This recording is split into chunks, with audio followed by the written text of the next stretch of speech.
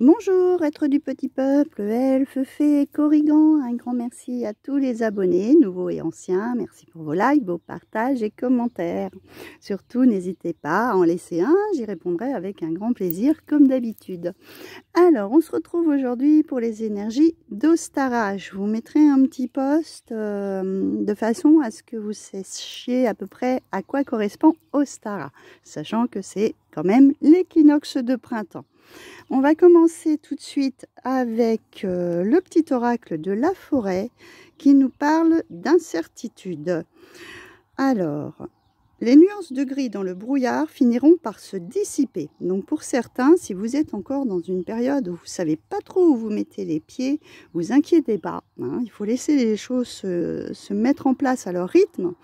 Parce que c'est vrai que quand on entame, que ce soit un nouveau projet professionnel, l'achat d'une maison, un voyage, etc., on est toujours dans cette période d'incertitude pendant un certain temps. Donc laissez les choses agir et attendez un petit peu de voir comment tout ça va se développer, comment ça va se passer. Ne vous inquiétez pas. Alors, avec le petit oracle des elfes, on nous dit que justement, rien n'est impossible. Donc, croyez en vous, ayez confiance, surtout ne lâchez rien et persévérez. On va continuer avec l'oracle de Nade qui nous dit que justement, nous sommes dans une période de changement, d'accomplissement et de réussite. Donc, soyez positifs et c'est exactement ça. Ce sont les projets. Donc, à savoir que Ostara, je fais quand même une petite aparté, c'est les nouvelles choses qu'on va mettre en place. C'est la période d'incubation, d'accord? Donc, c'est le moment de planter en fait ces graines. Hein. C'est le moment où on met en place tout ce qu'on a envie de voir fleurir. Donc, c'est le bon moment pour commencer à mettre ça... Ça peut être comme vous voulez, hein, ça peut être un nouveau travail, ça peut être une nouvelle maison, ça peut être un voyage. Tout ce que vous avez envie de mettre en place, c'est le bon moment pour le faire. Ok? Alors, on va continuer avec pardon, je perds ma voix, le grimoire de Wideline de mon amie Isabelle Péco. Alors...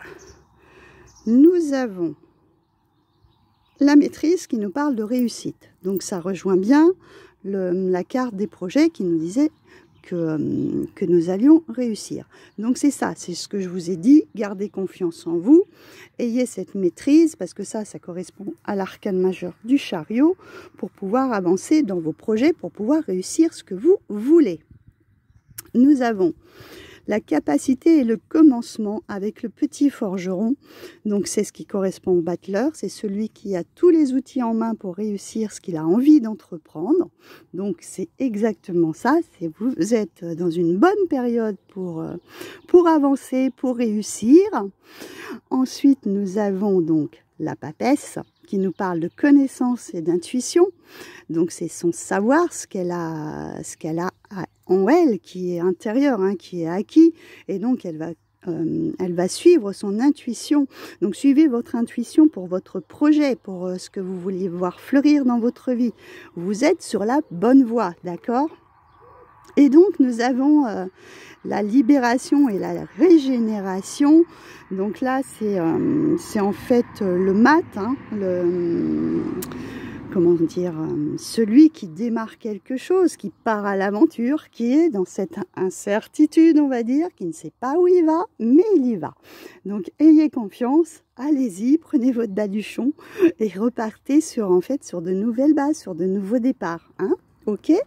Donc ça, c'est le premier message avec le grimoire de Wideline. On va continuer avec l'oracle de la forêt de Gaïa. Alors là, nous avons le puits avec la solitude, nous avons la roue avec le karma et nous avons la porte avec les changements. Donc là, en fait, après avoir traversé peut-être une période de repli sur soi, de solitude, d'introspection, la roue est en train de tourner. Hein. Comme je vous ai dit, on a terminé cette année 8. Donc c'était l'année karmique, hein, où on devait liquider tout ce qui était en cours de route qui ne nous convenait plus. hein, pour pouvoir repartir sur des bases nouvelles, pour entamer cette année 9 qui est une période de changement, hein, de fin de cycle. Donc là, on est vraiment dans cette roue qui est en train de tourner. Hein, et on va vers quoi? On va vers cette porte du changement. Il y a vraiment les choses qui sont en train de s'enclencher. Donc tous ceux qui ont fait le nécessaire, comme je dis toujours, si vous avez travaillé sur vous-même, si vous avez fait ce qu'il fallait, tout va s'enclencher, tout va suivre en fait. Hein, voilà, cette roue, c'est ça. Hein, on suit son mouvement. Donc là, on est vraiment dans cette période printanière, c'est aussi ça, hein, ça amène au changement, aux choses qui se renouvellent en fait, hein, d'accord? On va continuer avec le tarot des fées, voir ce qu'on nous dit. Donc là, on a l'équilibre, donc ça c'est la justice. C'est la carte qui correspond à la justice. Ensuite, nous avons le roi de printemps, qui est lui le roi de bâton. Et la princesse de l'automne, qui est le valet de denier. Donc là, il y a un équilibre qui se fait dans comment dire. Ce roi de bâton, c'est quelqu'un de posé. C'est quelqu'un qui a acquis une certaine notoriété, qui sait où il va. Hein. Ça peut être un chef d'entreprise, par exemple, hein, d'accord? Et avec cette princesse de l'automne, c'est normalement ce qui correspond au valet de denier. C'est un petit peu, comment vous dire, les valets démarrent toujours quelque chose ou sont un petit peu plus attentionnés sur comment ils vont gérer les choses. Donc ce valet de denier, c'est surtout face à ce qu'il a entrepris. Il va se poser pour que ça perdure, parce que le roi de bâton, si c'est ça. Et ce qu'on avait vu en année 8, c'était ça. Si on mettait des choses en place pour que ça perdure dans le temps. Je vais vous lire le petit message de chacune qu'il y a sous les cartes. Donc pour l'équilibre, prenez en considération l'avis de chacun. Fusionnez les points de vue pour créer une meilleure solution. Prenez votre temps. Il n'est pas besoin de se précipiter. C'est ça aussi, hein, c'est ce que je vous avais dit. Hein, il fallait prendre son temps pour mettre en place, ou même là, vu que vous allez démarrer de nouveaux projets, prenez votre temps pour équilibrer les choses.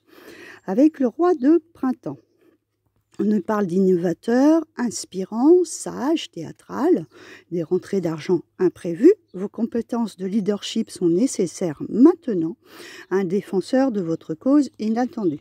Ça peut être aussi quelqu'un qui est là et qui va pouvoir vous soutenir dans votre projet. D'accord? Il va pouvoir vous aiguiller, vous aider parce qu'il a déjà les compétences acquises en fait. Hein. Et donc avec cette princesse, elle est studieuse, responsable, enjouée, espiègle. Bonne nouvelle concernant votre carrière, promotion ou bourse d'études.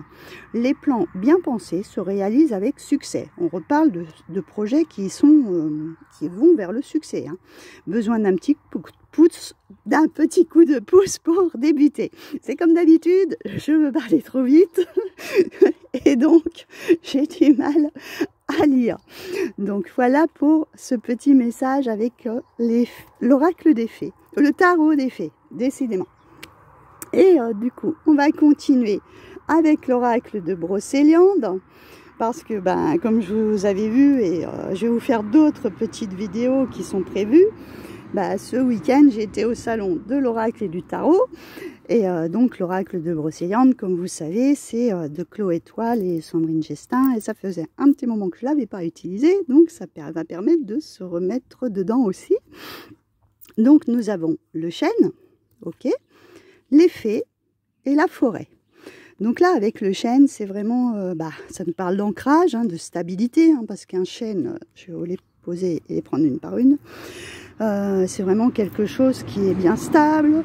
Donc vos projets sont bien réfléchis ou vont être bien réfléchis, hein, parce que ça peut être les nouveaux que vous allez mettre en place. Et il y a vraiment cet ancrage, c'est aussi tout ce qui est ancestral. Donc peut-être aussi une connexion à vos ancêtres. Et vous allez pouvoir être mieux aussi dans votre peau. Si certains ont eu, des petits problèmes, des soucis de santé, on a cette vitalité, hein, d'accord, qui est là.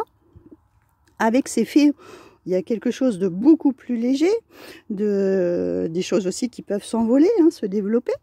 Et c'est aussi retrouver cette joie, cet enfant intérieur, s'épanouir à nouveau, hein, ok.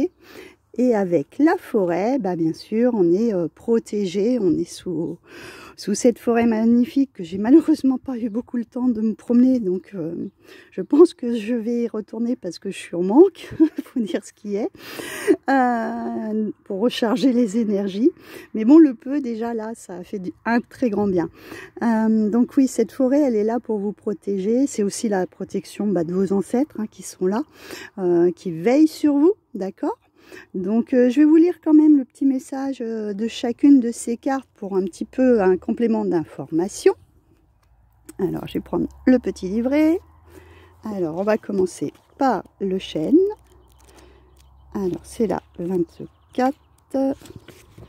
Donc c'est bien ce que je vous disais. C'est la force, la longévité, la solidité, l'héritage des anciens et le karma familial. Donc là on nous reparle du karma, d'accord? Donc ça rejoint ce que je vous ai dit juste avant, puisqu'on a terminé cette année karmique. Donc il y avait des choses à nettoyer et à épurer. Donc si le chêne apparaît dans votre tirage, il annonce de la force, de la longévité et de la solidité. Il peut représenter aussi l'un de vos ancêtres ou votre arbre généalogique. Ensuite les fées. Donc ça, on nous parle de légèreté, d'amusement, de joie, d'innocence et aussi d'enfant. Donc, elle annonce la joie, la gaieté, le rire. Elle peut également vous inviter à vous reconnecter à votre enfant intérieur, à votre envie de jouer et de prendre la vie avec légèreté. Elle vous encourage à retrouver votre faculté d'émerveillement. Et ensuite, la forêt. Alors, celle-ci, j'ai été trop loin.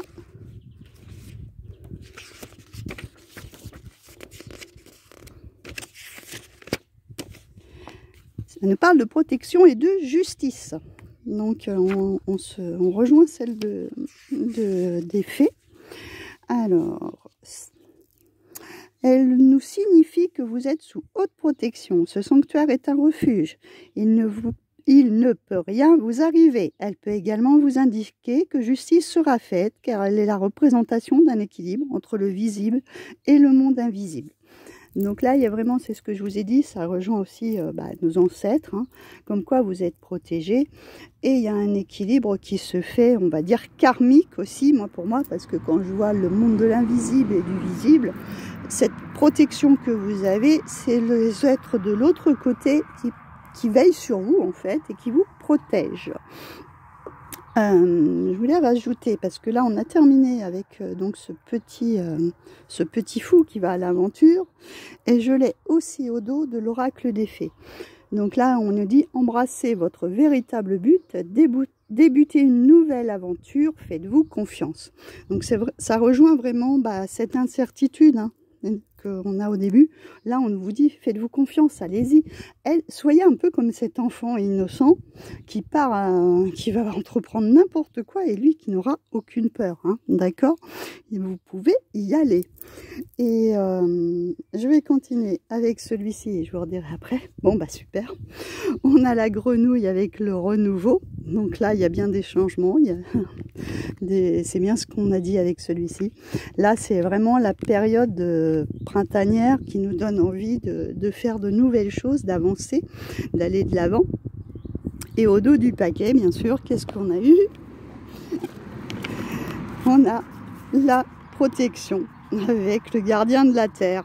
Donc là il y a vraiment, je dirais mon Merlin, parce que pour ma part, hein, parce que souvent il se transforme en cerf ou il chevauche un cerf également. Donc là il y a vraiment les ancêtres vraiment très éloignés qui veillent sur vous, ok? Ils sont vraiment bien présents pour cette période d'Ostara. Et on va terminer avec les bénédictions celtiques.